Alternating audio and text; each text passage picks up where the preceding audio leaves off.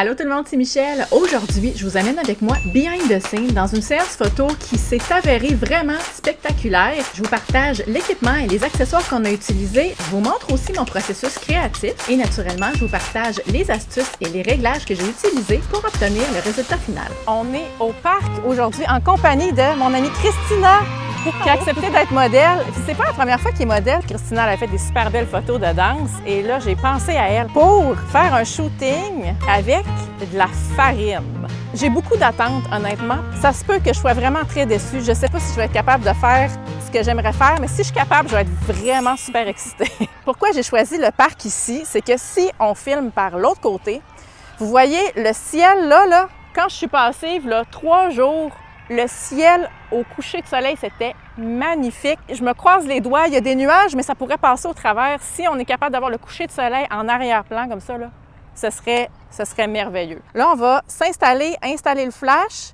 Je vais commencer à faire des tests avec la lumière ambiante. Puis, je vous montre qu'est-ce que ça dit. Pour la réalisation du projet aujourd'hui, j'ai utilisé 6 accessoires. Le premier, le plus important, naturellement, c'est la tête de flash. On a utilisé le modèle Q4 400. On a aussi utilisé un diffuseur. Celui-ci, c'est un softbox octogonal de 90 cm et on l'a installé sur un light stand. Je tiens encore une fois à remercier Nework qui a collaboré pour la vidéo d'aujourd'hui. Ils m'ont envoyé tout ce que j'avais besoin pour réaliser le projet avec le flash. Pour voir plus en détail l'équipement que j'ai utilisé, allez voir juste en dessous dans la description, j'ai mis tous les liens. Et les 2 autres accessoires super importants, c'était de la farine, la bonne vieille farine que j'ai achetée bon marché à l'épicerie. J'ai vu dans d'autres billets de vlog que j'ai regardé pour préparer la vidéo d'aujourd'hui que les assistants utilisaient des porte-poussières. Donc j'ai été au Dollarama et j'ai été me chercher un bon vieux porte-poussière à 1,50 $ parce que je suis pas certaine que Christina aurait vraiment apprécié qu'on utilise mon vieux porte-poussière qui traîne dans ma salle de bain. Là, je vais faire un test sans flash, juste pour voir mon exposition avec la lumière de fond. La lumière ambiante. J'ai actuellement l'objectif 35 mm f1.4. Je regardais les réglages que les photographes utilisaient en studio. Ça ressemblait pas mal à 1/125e de seconde, f4, ISO 100 ou 200. Présentement, si j'ai ces réglages-là, c'est de ça que ça a l'air, mon exposition. Donc, on voit quand même pas mal l'arrière-plan. Je vais fermer mon ouverture un peu plus pour voir.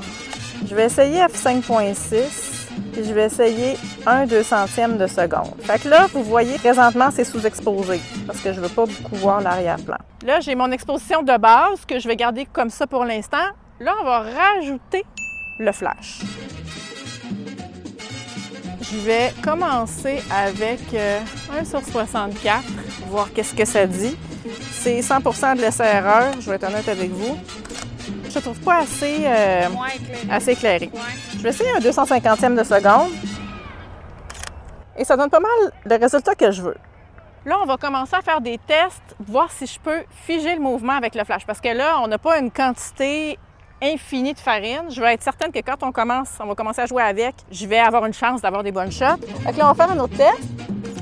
Je pense que je vais le baisser un petit peu pour avoir une chance de prendre plus ton corps au complet. Je pense que je vais être correct. Je suis une femme indépendante et forte. Oh, OK, je pense que là, tu vois, on voit pas full les jambes, mais il y a quand même quelque chose. OK, c'est l'heure de vérité, là. Je suis vraiment énervée. Là, on ouvre la farine. Le premier mouvement, c'est Christina qui va tenir la farine dans ses mains. 1, 2, 3. Ça commence bien, là! Oh! Quand même! OK! Je voudrais que mes jambes soient plus hautes, par exemple. 1, 2, 3. Hey, il marche, le flash! Il marche à toute ma rafale. Ouais. Je suis vraiment contente. Là, je vais vraiment... Je vais mettre le plus bas possible. 1, 2, 3. C'est cool parce qu'à chaque fois, c'est comme une surprise. Oui. 1, 2, 3.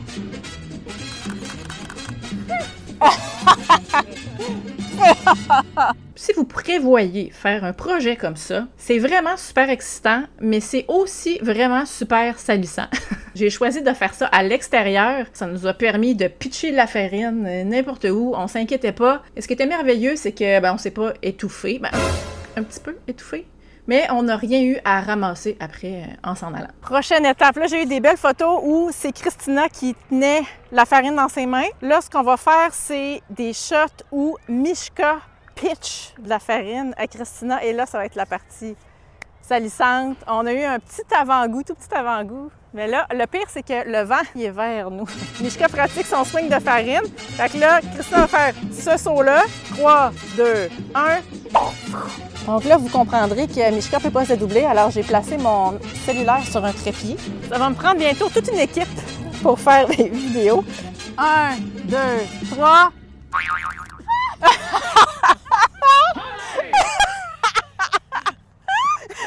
Direct d'en face! Désolé! C'est tellement parfait! Je dis 3, 2, 1 ou 1, 2, 3? 1, 2, 3. Ah, maudit!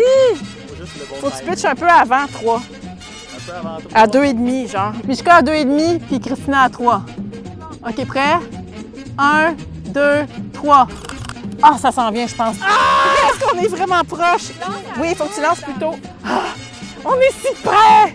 1, 2. 1, 2. OK, ben crème, c'est pas pire. C'est notre meilleur. 1, 2, 3. Oh oui! Merci! Impossible. Ah oui! Oh, c'est beau! OK, passons à la prochaine inspiration. Je viens de changer mon objectif, j'ai sorti la 50 mm. On va faire des portraits un peu plus rapprochés, puis on a une inspiration où Christina va tenir de la farine dans ses mains, va croiser ses bras devant elle pour vraiment faire comme un effet d'explosion un petit peu super dynamique. Tes souhaits. 1, 2, 3. Je pense qu'on a de quoi? 1, 2, 3. Ouh! J'aime ça, là. Genre face de top model. 1, 2, 3. OK, là, il commence à mouiller un peu. Il y a 2 photos que j'aimerais faire. J'ai installé mon objectif 135 mm. Là, c'est les shots que j'avais le plus hâte de faire. C'est les close shots. Il fait vraiment sombre à l'extérieur, fait qu'on est capable d'avoir pratiquement un effet complètement noir en arrière-plan. Tu peux peut-être te rapprocher un petit peu, Mishka, puis je suis vraiment serrée, fait que tu peux être proche. 1, 2, 3. Ça s'est même pas rendu. Tu sais, on fait-tu comme... Ou on fait... Je pense que ça pourrait être beau. 1, 2, 3.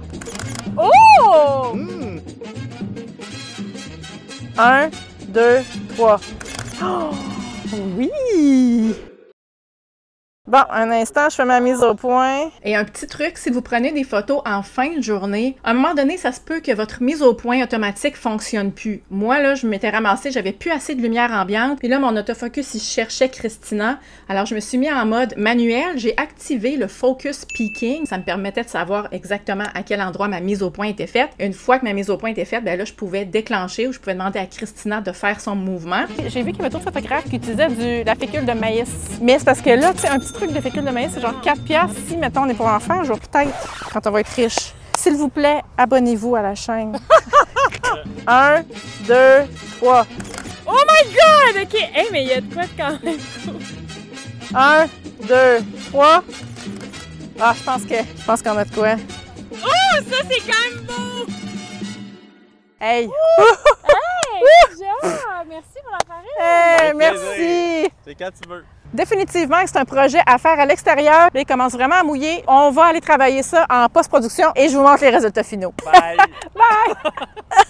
Dans les photos qu'on a réalisées au début du shooting, on voit la belle texture de nuages dans le ciel. On n'a peut-être pas eu notre coucher de soleil coloré, c'est pas arrivé, mais j'aimais vraiment l'ambiance que créaient les nuages. Le shooting a duré environ 1h15, mais je vous dirais là, que passé 40 minutes de shooting, le soleil était presque couché, on avait vraiment plus beaucoup de lumière ambiante. Côté post-production, habituellement, j'y vais quand même avec parcimonie, mais là, pour le shooting d'aujourd'hui, je voulais quelque chose d'extrêmement dramatique, étant donné que j'avais une superbe qualité d'image, parce que, grâce au flash, je pouvais photographier avec un ISO de 100. J'ai vraiment augmenté la texture, la structure, surtout que je voulais rehausser toutes ces, c'est pas des grains de farine, là, mais toute cette poussière de farine dans les airs, vraiment très généreusement pour créer un effet vraiment ultra dramatique dans Luminar Neo. Je suis super contente du résultat final, mais si vous regardez le avant et après, vous Vous allez vraiment noter qu'il y a une grosse différence entre le rendu du fichier RAW